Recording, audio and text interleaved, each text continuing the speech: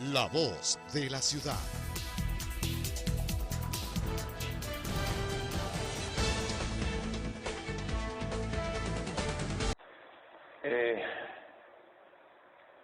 Licenciado Carrión, don Andrés, Gracias. realmente Gracias. viejo amigo. La situación de mi caso es que fue insólitamente anulado por segunda ocasión. El caso mío fue anulado en el año 2005, luego por pactos políticos se anuló la anulación, un caso inconcebible para lograr mediante esa movida política de la justicia que un ciudadano ocupe la presidencia de la Corte, que no le correspondía por mérito, le correspondía a otro jurista, al doctor Troya, para ser más exactos. Entonces el caso fue anulado por segunda vez y está totalmente terminado el proceso. De modo que usted, por ejemplo, asiste a esta comparecencia, a esta convocatoria que yo le he formulado con la autoridad sin ningún esquemor, sin ninguna dificultad. Bueno, ha sido 2 veces anulado el caso. Yo creo que ya más que eso es un récord mundial. 2 veces anulado. 2 veces anulado. Yo señalaba que el país está viviendo un momento de turbulencia, de dificultad. La institucionalidad me preocupa, economista. ¿Cómo advierte usted lo que está ocurriendo en el país en el orden institucional? La justicia, por ejemplo, la función legislativa, ¿qué ocurre con las Fuerzas Armadas? La institucionalidad. Bien, yo he intencionalmente evitado pronunciarme sobre temas que puedan tener olor a lo político. No es que nunca lo vaya a hacer, no es que no pueda hacerlo, pero he estado tan preocupado de la grave situación económica. He estado tan embebido en estudiar el problema económico y proponer alternativas. He estado tan concentrado en decirle al Ecuador que el problema es el modelo económico, que comprendamos que no es la caída del precio del petróleo lo que nos tiene así, que eso es un detonante para una crisis. Y he propuesto soluciones. Como esa ha sido la realidad, no he querido desenfocarme. Usé en el debate, que lo llamé conversatorio por las reglas que no eran iguales para las dos partes, usé un ejemplo de un avión en emergencia. En un avión en emergencia el piloto tiene un protocolo: controle la nave y siga la lista de emergencia. Y como economista sé que estamos en una emergencia. Y bueno, quiero decirle al país... Sí, está perfecto, pero en esa figura que usted señala del avión, yo le pongo el tema de la institucionalidad, porque son los elementos que contribuyen a que la nave se mantenga a flote. Entonces, si usted advierte que hay tensiones en el ala, que el motor no está bien carburado, que eventualmente hay dificultades en algunos otros de los instrumentos de la... A ver, la institucionalidad es cómo opera esa compañía aérea, la institucionalidad son las reglas que se han establecido en esa compañía. El momento de la emergencia no sirven para nada. Yo no digo que no haya que hablar de la institucionalidad. El Ecuador tiene un problema endémico de institucionalidad que no se ha resuelto. El Ecuador tiene que resolver su problema de institucionalidad. Digo, sin embargo, en este momento, este sujeto, economista Alberto Dají, quiere asegurarse que el país oiga todo lo que tiene que oír sobre la economía y que se la corrija, porque de no hacerlo no habrá instituciones sobre las cuales reconstruir, porque debemos evitar que la economía nos castigue a todos. Claro, y yo le insisto porque soy malcriado de alguna manera y soy insistente. Entonces le digo, en este escenario que usted plantea, la institucionalidad funciona para la economía. Póngase el caso Oxy. ¿Cómo entender una situación de esa naturaleza? El rol de la justicia, porque eso tiene que ver con la economía. Nos va a costar como $1.200 millones de economista atender el laudo arbitral que se formuló por parte del CIAS. Sí, y el laudo está ya sentenciado, si se puede decir. El laudo es definitivo, ¿no? Y es vinculante y habrá que pagar. Eso pues, al igual que ciertas cuentas que no están sinceradas en la economía, como la deuda hacia los constructores, como lo que se le debe a los hospitales por planillas de servicios médicos, como lo que se debe a otras instituciones del Estado desde el presupuesto general de la Nación, son elementos que añaden al déficit visible que uno tiene en el presupuesto. De tal suerte que hay que entender que ese déficit que de por sí hay que financiar y sobre el cual las cifras que estamos estudiando a profundidad del presupuesto del próximo año indican que hay que financiar 2.000 millones, ya veremos si es así. Sobre esa cifra hay que añadir toda esta deuda que requiere transparencia, que requiere que el país la conozca, por el bien del país, por el bien del gobierno, por el bien de todos. Entonces son estos los temas que a mí me preocupan. Está bien, vamos a hacer entonces eso. Pero me continúo un ratito con lo de la institucionalidad porque tiene que ver con la economía y tiene que ver con el tema de la deuda, que es el seguro social. Es probablemente la institución más importante en el orden social y económica de esta nación. ¿Cómo lograr preservar una autonomía del IES, preservar y garantizar los depósitos que yo hago mensualmente para la jubilación o para la atención de salud? Y no echarle mano al IES.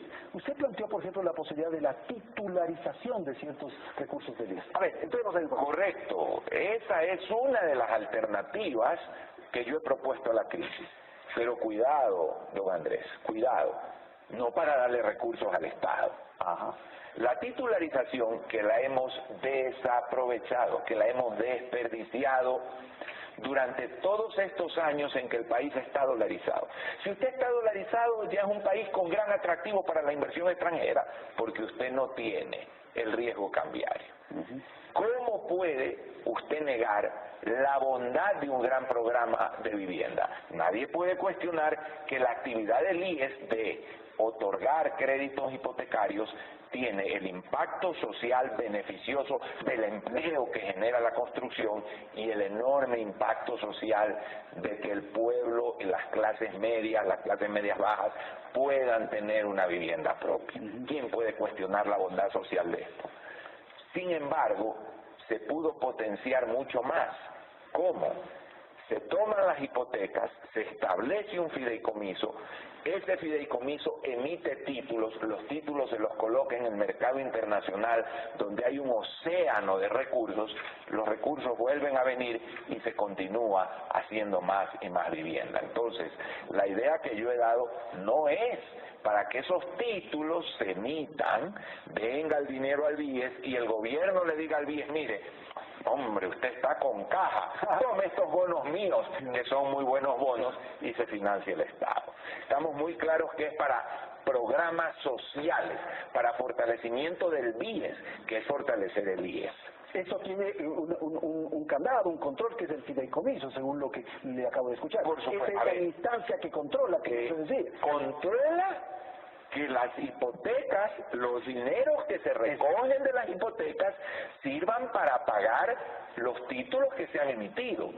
Pero no puede ese fideicomiso controlar que cuando recibe el valor de la venta, el BIES emite los títulos, los coloca en el mercado internacional, recibe cash, dinerito, que lo deposita en el Banco Central. El fideicomiso no puede controlar que el gobierno le diga, a ver, tú eres entidad del Estado, que no lo es, dame esa plata que yo te estoy entregando bonos del Estado y financio mi déficit.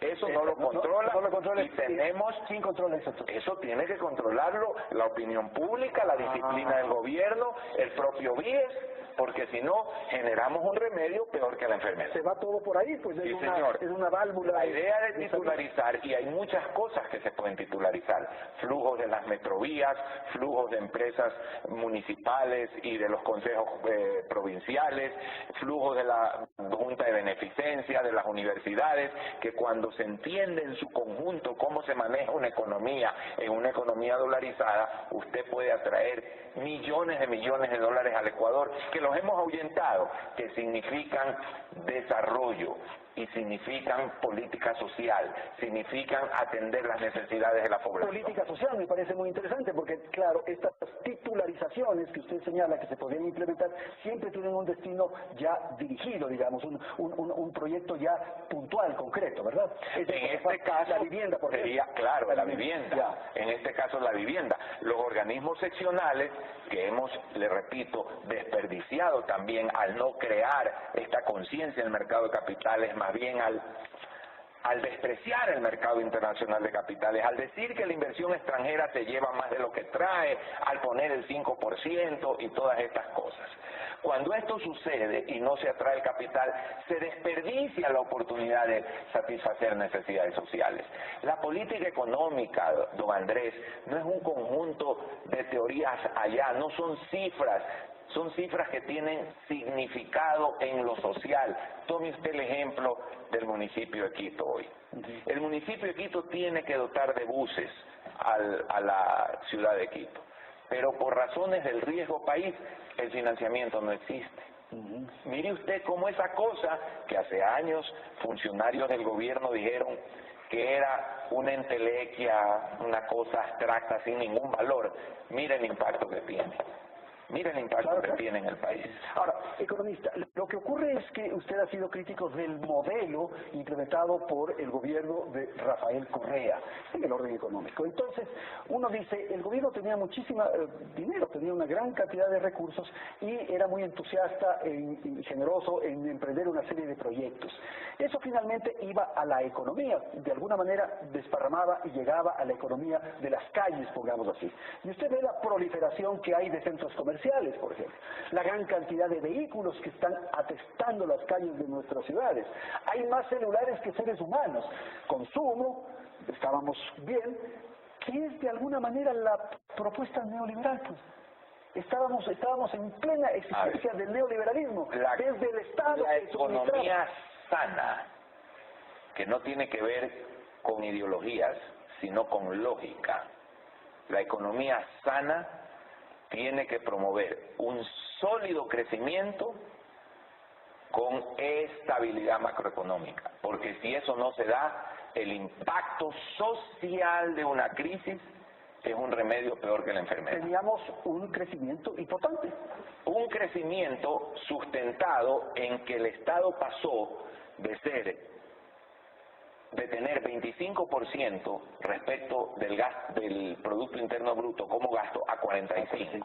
Entonces, si usted como familia le saca a la empresa más dinero del que le debe sacar y vive extraordinariamente bien durante unos años, la empresa después va a quebrar. Mire usted que el próximo año, ¿qué países van a decrecer en Latinoamérica? Van a tener graves problemas económicos. La Argentina, el Brasil, Venezuela y el Ecuador. ¿Cuál modelo usan? ¿Cuál discurso usan? ¿Por qué somos el único país exportador de petróleo en Latinoamérica que el próximo año no tiene crecimiento? Venezuela y el Ecuador, perdón, no lo van a tener. México lo va a tener, que es exportador, Colombia lo va a tener, que es exportador. ¿Por qué? No pesa el petróleo, quiere decir usted. Es decir, el petróleo pesa, pero no al punto de producirnos una recesión, porque esos países no han llevado su gasto público al nivel que lo ha llevado el Ecuador. No han tenido un conjunto de políticas que pongan una presión enorme para generar un desequilibrio macroeconómico que nos llevan al problema donde estamos. Pero esos desequilibrios, le repito, no son entelequias, no son teorías, son desempleo, son paralización, son baja del nivel de vida, son hipotecas que no se pueden pagar, son impactos sociales que desgraciadamente afectan siempre a los que menos tienen. Pero uno pensaría, con esa imagen que yo le planteé hace un momento de las calles apestadas, de los centros comerciales, de los celulares más que seres humanos, que el aparato productivo privado estuvo muy bien, creció también y tuvo ingentes recursos, tuvieron utilidades, tuvieron beneficios. Los empresarios estaban felices. En la conferencia que di en el Centro de Estudios Económicos y Sociales para el Desarrollo en la Universidad Espíritu Santo, a la cual estoy vinculado y dirijo el centro. En esa conferencia expliqué que el país tenía tres grandes adicciones: las clases populares a subsidios, la clase media a gran crédito que no existió en el pasado, y los sectores empresariales a utilidades fáciles que venían de este enorme gasto público. Pero el mensaje lo dirigió el modelo económico.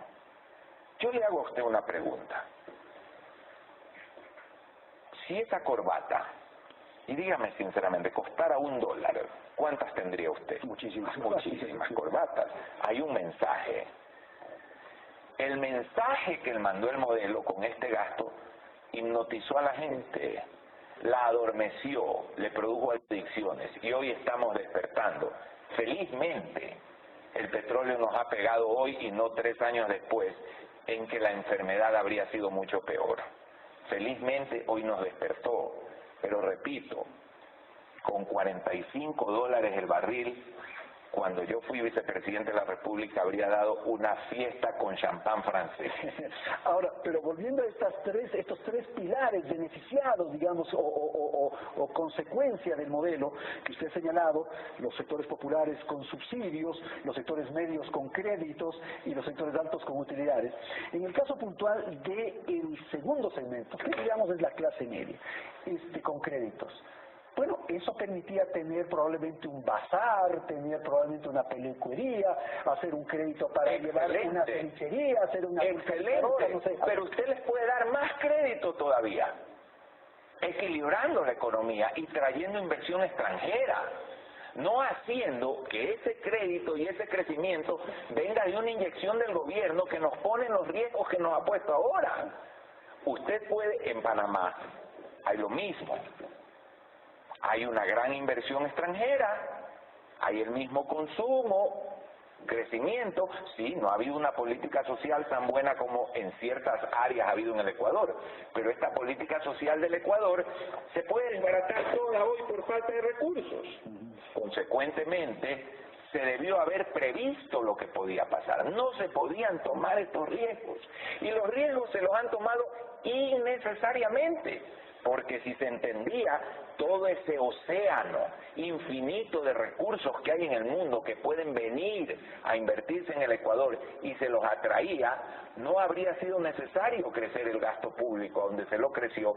Se podía tener el mismo y mayor nivel de crecimiento, consumo y bienestar sin los riesgos de ahora. Ahora, en la figura de la fiesta con champaña, en fin, me parece que eso es lo que ha ocurrido durante estos años de administración. Hemos tenido una bonanza y había un entusiasmo enorme. Fíjense que enviamos 2 satélites al espacio. Entonces uno dice, vamos a entrar a la era espacial. Se pulverizaron, creo que a las 48 horas y está en el basurero espacial. Y así había un entusiasmo, de modo tal de que la bonanza estaba en ese orden. Pero los recursos, ¿a dónde tenían que dirigirse? Se dirigieron a las escuelas, a las carreteras, a la salud. Probablemente la exigencia que se hace es de crear estos fondos para atender emergencias, pero ¿a dónde tenía que irse ese dinero desde su lectura? Desde mi lectura tenía que dirigirse obviamente a muchas de las áreas donde sí se ha dirigido, pero esto no quiere decir que la forma en que vinieron los recursos sea la correcta. Cuando se habla, pero por favor, si todo es inversión, uso el mismo ejemplo que usé en el debate. Usted sabe que si este canal invierte $150 millones, va a quebrar. Y usted me puede decir, pero es inversión. Si un padre de familia invierte más allá de sus capacidades en una casa de lujo, es inversión. Pero va a quebrar. Y la familia va a pasar días terribles. El problema es no entender que todas las cosas en las cuales el gobierno ha invertido, de todas las cosas en las cuales el gobierno ha invertido, muchísimas, se pudieron hacer con gestión privada. Muchísimas se pudieron hacer con inversión extranjera. Que tenía, ya porque se apareció la Virgencita, lo que sea, pero llegó el dinero. ¿Qué hacía usted con el dinero? Usted genera un fondo para estar protegido en un caso como este, y tenía, con la inversión extranjera, las mismas inversiones que hoy tiene. ¿Acaso una hidroeléctrica no se puede hacer con inversión extranjera? Bueno, pero esa es la propuesta esta de privatización de la propuesta neoliberal, que finalmente nunca se logró hacer. Pero si hoy a través de las asociaciones público-privadas el propio gobierno las está proponiendo, pues, lo cual quiere decir que algo de razón hay en esto. Por lo menos la mitad. Ahora, la propuesta, ¿usted cree que China es neoliberal? No. ¿Y China no ha sido la campeona de atraer inversión extranjera? Y privadas, ¿no? Y privada. Y privadas. ¿Qué hace la China? Atrae inversión extranjera. ¿Cuál es el costo financiero de la inversión extranjera? Le puedo preguntar. Cero. O sea, si es que va un inversionista a China, pone su dinero. No tiene ningún... No, pues está poniendo su dinero. Ese capital que ingresa a la China, cero. La China tiene reservas y con esas reservas viene al Ecuador y le presta plata al 8 o al 9%. ¡Qué gran negocio! Pero ¿por qué no aprendemos de ellos? Nos hemos súper endeudado con la China. Les hemos entregado a la China toda la obra pública.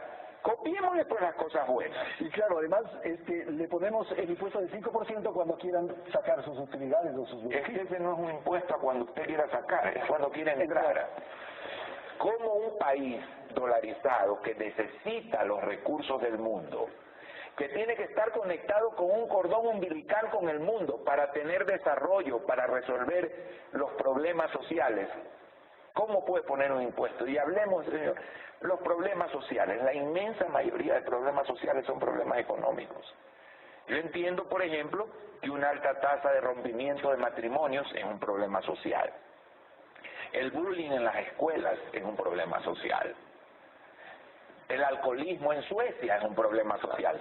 La falta de vivienda es un problema económico y de gestión administrativa. La falta de salud es un problema económico y de gestión administrativa. La falta de educación es un problema económico, porque con recursos pero tampoco usted lo puede hacer. Los países industrializados, los países desarrollados que han resuelto estos temas que usted ha referido, siguen teniendo altísimas tasas de suicidios, los problemas Eso es un problema social. Conyugal son sociales. Esos son problemas sociales. El alcoholismo. Esos son problemas sociales. Violencia. Claro, esos son problemas sociales. En una escuela. ¿Por qué? Porque son problemas sociales que no se resuelven sencillamente diciendo aquí tengo dinero. La vivienda, usted tiene recursos, la economía crece, usted tiene una economía sana, se preocupa de que la economía se salga de la politiquería, se vuelva estable, tenga objetivos nacionales que trasciendan a los gobiernos.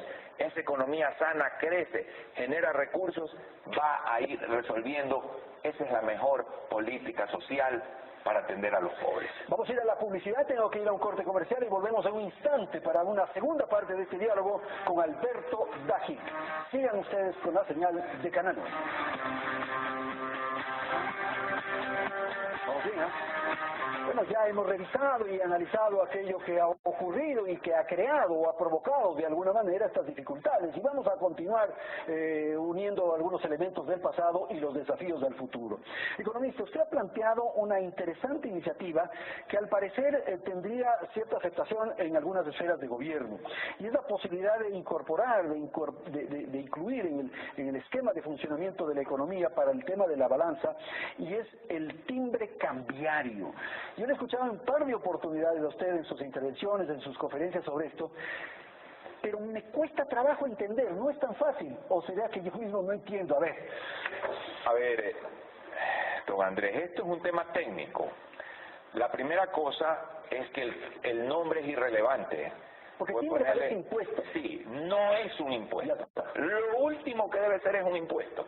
Lo último que debe pasar es que esté de por medio la parte fiscal. Esto no es un impuesto. Es lo primero que quiero decir. Lo segundo es que tampoco es una cosa para que los importadores tengan que buscar exportadores y hacer un acuerdo. A ver, yo puedo importar si a mí un exportador me da divisas, todo lo contrario.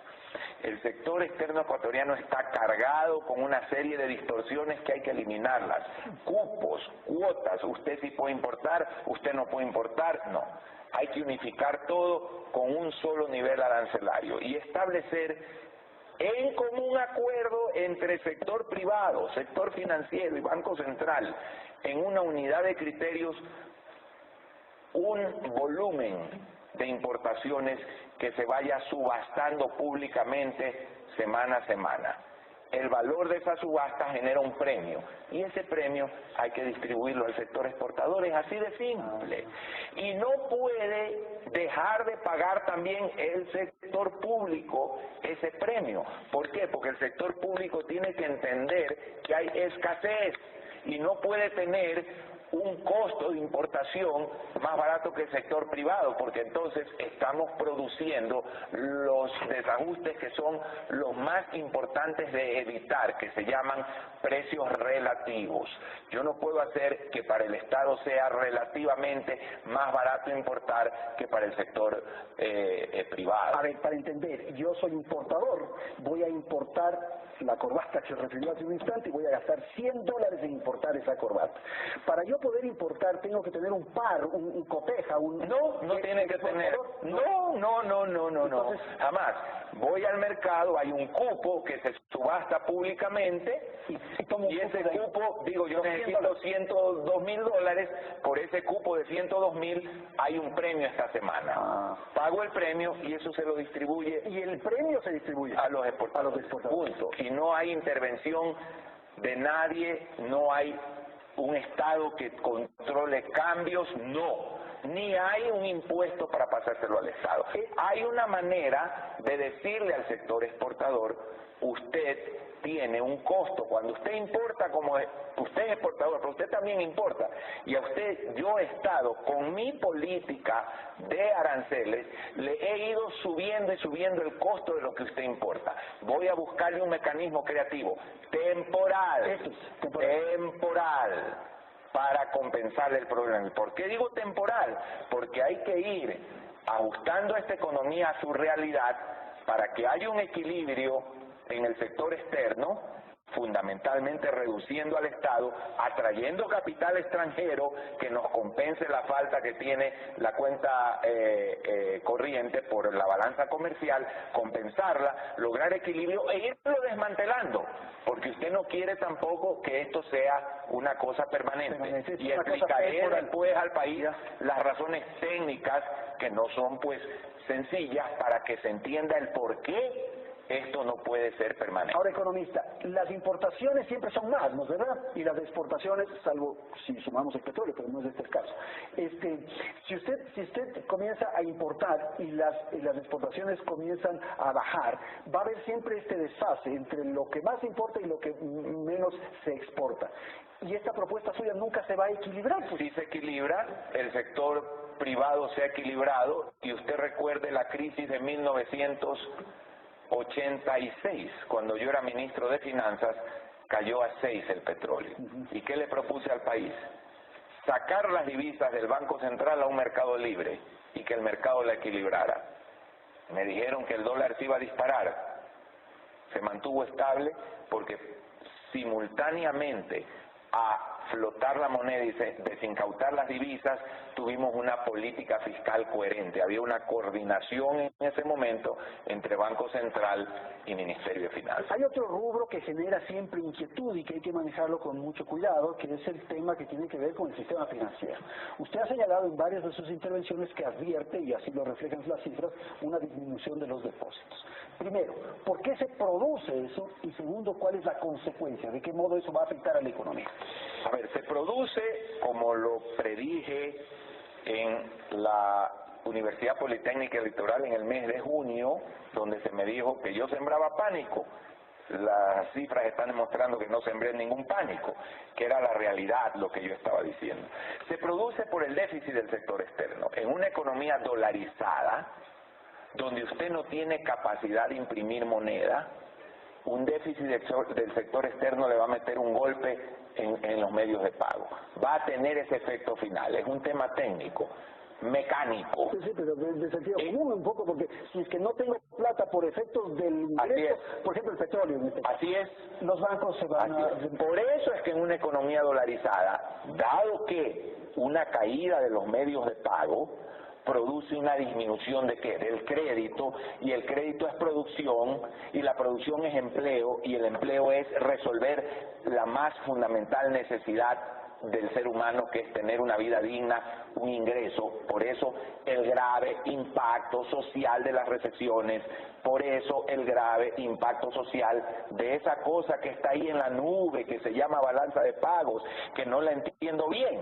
Pues ese hueco ahí me produce caída de los medios de pago, me produce restricción del crédito y me afecta el empleo y la vida de los más pobres. No puedo arriesgar el déficit en la balanza de pagos, no puedo eliminar los fondos de estabilización que me protegen, tengo que tener una política de gasto prudente, pero volvamos al tema de los bancos. Los bancos han tenido esto, pero han sido un modelo en estos meses de prudencia. Hay que felicitar a la banca ecuatoriana, agradecerle la prudencia con la cual ha manejado la liquidez, ha contraído el crédito, produce recesión, pero eso es un escenario menos tétrico que una banca que no esté sana. Por lo tanto, la banca ha actuado bien. Ahora, esta recesión se hubiese podido evitar si es que hubiéramos tenido el fondo de estabilización, y si es que la respuesta, revise usted por favor la mesa redonda de la Politécnica en el mes de junio, cuando dije que había que agarrar el toro por los cuernos rápidamente. Si la respuesta hubiera sido rápida, se va al Fondo Monetario, se consigue un acuerdo, se consiguen recursos, se los pone en la reserva, se comienza a reorientar la economía, se titulariza, se recupera el riesgo país, se lo baja, se atrae inversión extranjera, se tiene un lenguaje conciliador. Se toman decisiones. Se toman decisiones. No pasa nada, la crisis está... Se maneja la crisis. No hay crisis. Se maneja la recesión. Ahora, a mí me preocupa lo del sistema financiero porque usted señaló que se ha retirado no hay depósitos por 3.000 millones de dólares y que eso está bajando. ¿Puede llegar un momento en que no haya dinero?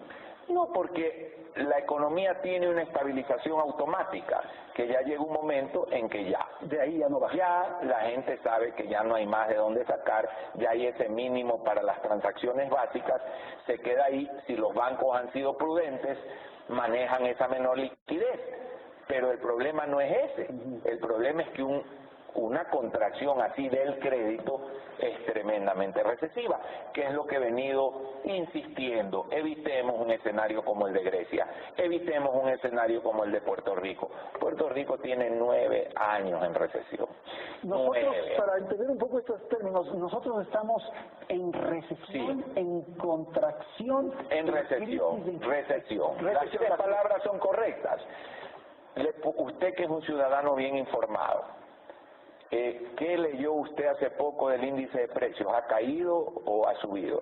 Ha caído. Ha caído. Ha caído. Uno diría que bueno, están bajando los precios. Y cuando los precios tienen, y usted no es economista y le pregunto, y la gente del pueblo lo sabe, es fácil que suban o que bajen.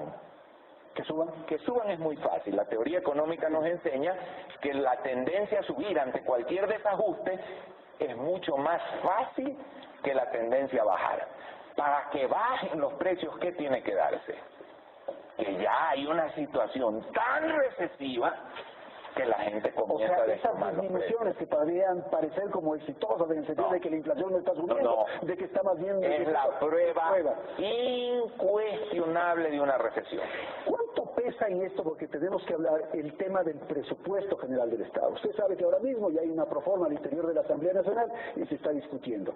El presidente de la República, en el programa que estuvo con ustedes, cometió, me parece, un lapsus y dijo que para el presupuesto del 2016 se iba a establecer 25.000 millones de dólares. Me parece que esa era una noticia de un impacto tremendo. Se va a contraer casi 11.000 millones de dólares, pero parece que fue un lapsus porque luego se corrigió. ¿Cómo entender el presupuesto y la propuesta? Mire, hay medicinas que cuando usted las toma, no las puede dejar de tomar de golpe, no las puede cortar. Tiene que ser gradual. El gasto público nocivo, que ha llegado a 45% del Producto Interno Bruto, tiene que reducirse. Usted no lo puede llevar al nivel que debe llegar en un año. Para eso es que usted recurre a los organismos internacionales para obtener recursos e ir manejando en el tiempo con el menor impacto social la reducción que usted tiene que hacer, cambiando el modelo, reorientando la economía, fortaleciendo la relación con la empresa privada, confiando en que la empresa privada es la que debe producir riqueza y la única que produce realmente riqueza en el largo plazo, sin los despilfarros y desperdicios de los gobiernos de todas partes del mundo. Recordemos esa famosa frase de Milton Friedman cuando dijo, Premio Nobel de Economía, que si al gobierno federal de los Estados Unidos le daban a administrar el desierto del Sahara, en 5 años habría escasez de arena, ¿verdad? Entonces, cuando se cambia el modelo, se reorienta, se despolitizan los grandes temas económicos, se blinda la dolarización que la quiere el pueblo ecuatoriano, que nos unifica, se establecen las reglas para que esa dolarización esté siempre sana, solvente, genere confianza, traiga capital extranjero, entonces ahí el país va a poder tener, como lo han hecho los tigres asiáticos, como lo han hecho los países de éxito a través de la historia, un crecimiento estable, permanente y la solución de sus problemas. De modo que esa disminución de dinero en el sector público a través de estos recortes que evidentemente ahora se están definiendo en el presupuesto general del Estado tienen que ir gradual. No puede ser tampoco una cosa muy brusca porque eso traería complicaciones de orden social. Pero para eso se requiere la asistencia del Fondo Monetario, del Banco Mundial. Usted dice entonces que hay que llamar ya de urgencia, ahora mismo, al Fondo Monetario. A ver, yo digo lo que he dicho en muchas ocasiones. Si hay un lugar en el mundo donde se puede obtener la cantidad de recursos que se puede obtener en el Fondo Monetario, que además acompaña un paquete con otros organismos crediticios multilaterales, que además recupera el riesgo país, nos permite entonces acceder al mercado de capitales y que nos da una credibilidad y confianza para salir adelante. Y todo eso usted lo consigue en otro lugar, el Fondo del Mar, Hong Kong, Budapest, los monjes del Tíbet, el desierto del Sahara o el Serengeti o donde usted quiera, vaya allá. Pero si no hay otro lugar, vaya al fondo. Bueno, no nos queda más. Somos miembros del fondo, tenemos acciones en el fondo, participan, hay capital ecuatoriano en el fondo.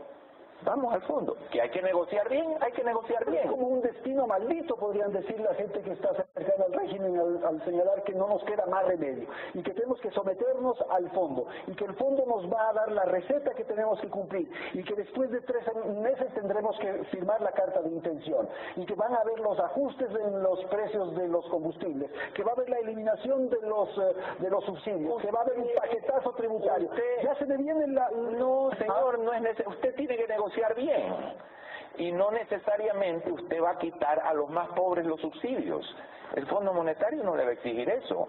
Si los subsidios se los están llevando muchos, las clases más altas. Y el propio presidente de Petroecuador dijo en un programa que eran subsidios perversos. Si un funcionario de gobierno dice que son subsidios perversos, si economistas que pueden llamarse de izquierda como Eduardo Valencia han sacado un estudio y otros han sacado un estudio en el cual prueban que se lo llevan los subsidios las clases más pudientes, ¿por qué no actuar? Es un tema al cual, al igual que el del Fondo Monetario, en el Ecuador tenemos que quitar una serie de mitos, despolitizar grandes temas para que el Ecuador pueda crecer, para que pueda crecer sanamente y resolver sus problemas sociales. Ahora, estas recetas, estas imposiciones de fondo, usted dice que hay que aprender a negociar, en fin, conducen finalmente a esto que hemos asistido muchos de nuestra generación, que son los paquetazos. ¿Usted cree que estamos ya a punto de que el presidente de la República cualquier rato aparezca en una cadena de radio y televisión a las 20 horas en el momento de mayor sintonía, les diga ecuatorianos, tenemos que ajustarnos el cinturón, para no decir en la correa, y tenemos que asistir a estos y estas medidas traumáticas, o no es así? Yo creo que traumático es lo del Puerto Rico. 9 años de recesión. Yo creo que traumático es lo de Grecia, donde se hizo gran ruido, un plebiscito, que no sé qué, que el plebiscito ganó y que ya están con una huelga general. Eso es traumático. Más grave, dice usted. Bueno, Grecia, para su información, en 5 años bajó su Producto Interno Bruto en casi 30%. Dígame. ¿El crecimiento bajó? No el crecimiento, no, es más grave. Más grave. Usted producía 100, el valor de su producción era 100, 5 años después 70. O sea, eso es como que usted diga, para un ejemplo simple, el país somos usted y yo. Usted produce 100 corbatas y yo produzco 100 copas. Dentro de 5 años usted produce 70 y yo produzco... Nos achicamos. 70. Eso es dramático, cuando no se actúa a tiempo, igual que Puerto Rico. Ok, tengo que ir a una pausa y volvemos en un instante para continuar dialogando con nuestro invitado, el economista Alberto Dajic Garzós. En un instante.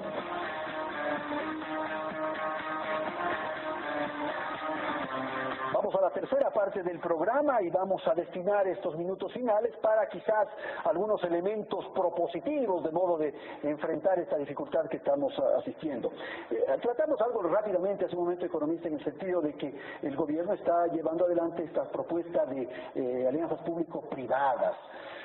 El entusiasmo, en fin, que se planteó inicialmente cuando el asunto empezaba a discutirse en la Asamblea, como que se ha ido diluyendo.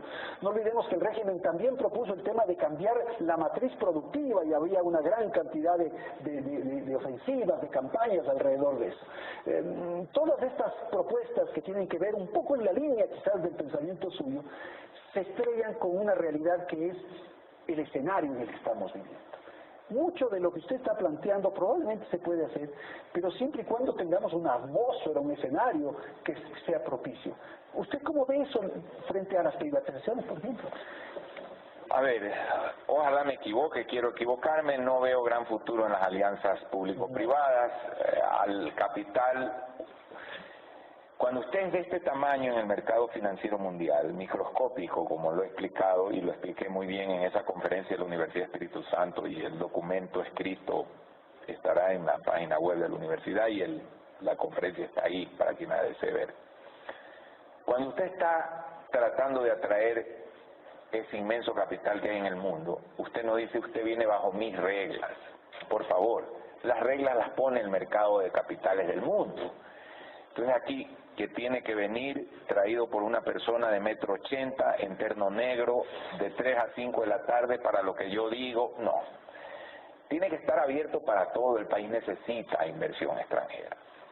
Las condiciones de confianza son fundamentales. Usted puede tener la mejor política económica. Si no hay confianza, si no hay seguridad jurídica, los países no se desarrollan. Hay casos de extraordinariamente buena política económica en la historia de la humanidad.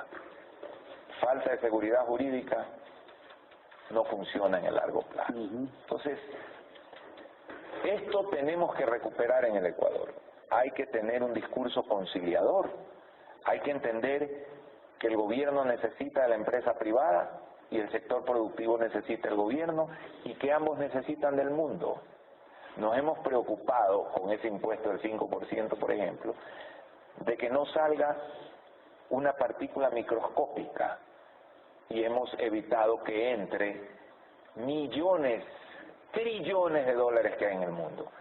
Solamente un banco, el JP Morgan, maneja 2.3 trillones de dólares en riqueza encomendada por terceros, no en depósitos, en mandatos para, a ver, invierta aquí, invierta acá, le aconsejo aquí, vaya allá. 2.3 trillones. Y aquí nos hemos preocupado de que no salga un pedacito de hoy por hoy, ni siquiera 30.000 millones. No tiene sentido. Pero lo más importante es que el Ecuador es fácil sacarlo adelante. Esto no es más difícil que Alemania después de la Segunda Guerra Mundial, ni más difícil que el Ecuador con 17 dólares de petróleo y una guerra como la tuvimos con el Perú. Y salió. A ver, ¿cuáles son esas 3 o 4 ideas que usted podría plantear? Ya lo he explicado, comenzar con un acuerdo con los organismos internacionales, un sólido paquete crediticio que nos reestructure la economía, utilizar el mercado de capitales para titularizar, para atraerlo, eliminar el 5% y abrirse de verdad al capital extranjero, proceder a desinvertir activos del Estado, buscar para las grandes centrales hidroeléctricas y lo que el Estado no debe tener, quien invierta en eso, obviamente bien negociado. ¿No? Sí, por supuesto, para bajar el tamaño del Estado. He explicado también el tener titularizaciones para los organismos seccionales para impulsarlos en su desarrollo, eliminar lo del timbre cambiario y la simplificación de todo el perverso esquema que existe de asignaciones. Mire usted un caso, Recobre está produciendo televisores. Es más caro traer un televisor desarmado que traerlo armado. Repito esto ante el pueblo ecuatoriano a través de este canal y de este programa. Pero entonces, ¿qué es lo que propone en este ejemplo del televisor? De que no puede haber... ¿Traerlo armado, dice usted ya? Por supuesto, y eso se logra cuando los aranceles no sean altísimos para un televisor armado o estén prohibidos y no se le ponga aranceles o se le pone aranceles mucho más bajos al televisor desarmado. Pero el desarmado le va a dar trabajo a los ecuatorianos porque vamos a tener que contratar a un grupo de gente para que armen el televisor. También usted le quita trabajo a los almacenes que venden los armados. No, porque yo los armados que ya los ensamblé, voy a dejarlos en el... Ese es el argumento que liquidó a la América Latina en los años 50 y en los años 60 con el modelo de sustitución de importaciones que provocó ser un fracaso, porque usted está quemando billetes. Por último, usted cobre el impuesto a los televisores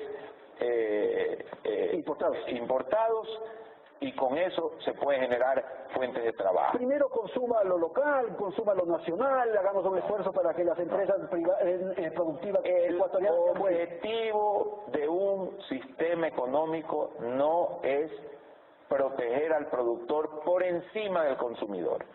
Consumidores somos todos. Productores, hay un sector, hay otro sector.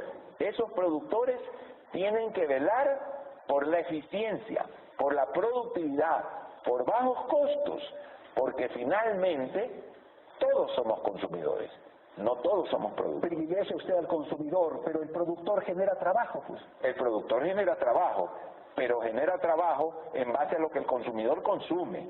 No genera trabajo, ni debe generarlo en base a utilidades monopólicas, en base a privilegios e ineficiencias, en base a quemar billetes, como significa es quemar billetes, traer desarmado algo que armado vale menos para rearmarlo aquí. Eso no tiene ninguna lógica. No al tratado de libre comercio con los Estados Unidos. El tratado de comercio con Europa está apretado, está con dificultades. Por Dios, que no vengan estos tratados porque de lo contrario nos quitan la producción local. Nosotros no vamos a poder competir con los productos que vienen de Europa.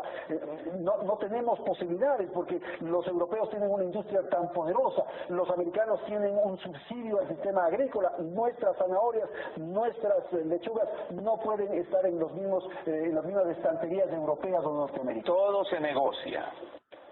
La pregunta es por qué la inmensa mayoría de países del mundo, inmensa, busca y consigue acuerdos de libre comercio.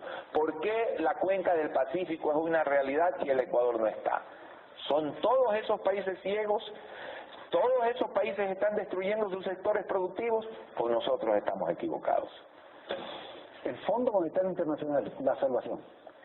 No, el Fondo Monetario Internacional, primer e indispensable paso dentro de un gran programa, muchos de cuyos elementos los hemos analizado en este programa televisivo, un programa económico que saque al país adelante. Lo expresé en la conferencia de la Universidad Espíritu Santo, di 21 sugerencias al país, ahí están, un programa así, en un año pone este país en una muy firme ruta de crecimiento. ¿Usted es partidario de Macri o de Scioli? Yo soy partidario ferviente de que la economía ecuatoriana se recupere. Señor economista, muchísimas gracias por su presencia.